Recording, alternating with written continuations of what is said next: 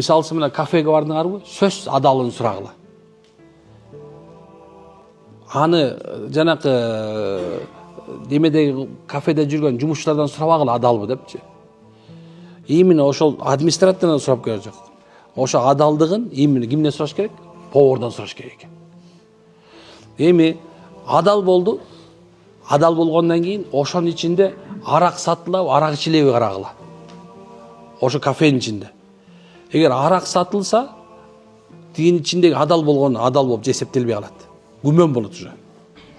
Түшүнөсүңөрбү?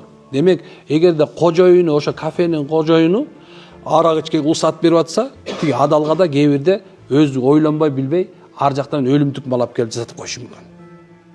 Түшүнөсүңөр? Анткени ал авирин сатып коет, ошочу акча үчүн авирин сатып коет. Ошо себептен машалла ка жерге барсаңар да адалын сөзсүз сурагыла. Балдарыңарга тамак сатып берип атасың, адалын сурагыла. Үйүңөрдөн субханалла бир нерсе алып адал алып келгенге аракет кылла. Иншалла диниңер дагы, авирибиз да иншалла сак болгон болот Алла кааласа. Аябай важный нерсе. Адал жебесе дуалар кабыл болбойт.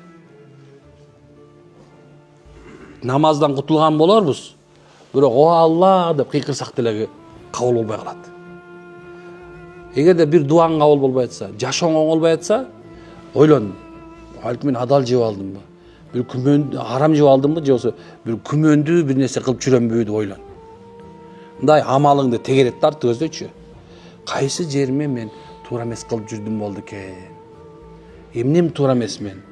Балким бирөөнүн акысына кирип койдумбу? Балким бирөөнүкүн жеп койдумбу? Балким бирөөнүн авирин төгүп койдумбу? Балким бирөөнүн баласына ушундай тыңсынып койдум беле? Же бирөөнүн атасына тыңсынып койдум беле? Кайсы жерим туура эмес болду экен деп айыпты өзүңөн издесең, анан ошондон чыгат ошол айып. Балким күнүгө эле бир жерден тамак ичесиң, ойлонбой эле. Ошол арамдыр. Кайдан билесиң, туурабы? Бирөөнүн кафени жакшы көрөсүңөр. Же болбосо бирөө мындай кандай десем, бирөөнүн акысын жеп мурундан тартып алган нерсеңдир. Балким субханалла мурун бирөөнүн зөөкүрлөнүп туруп бирөөнүн акысын менен зулумдук кылып койгондурсуң.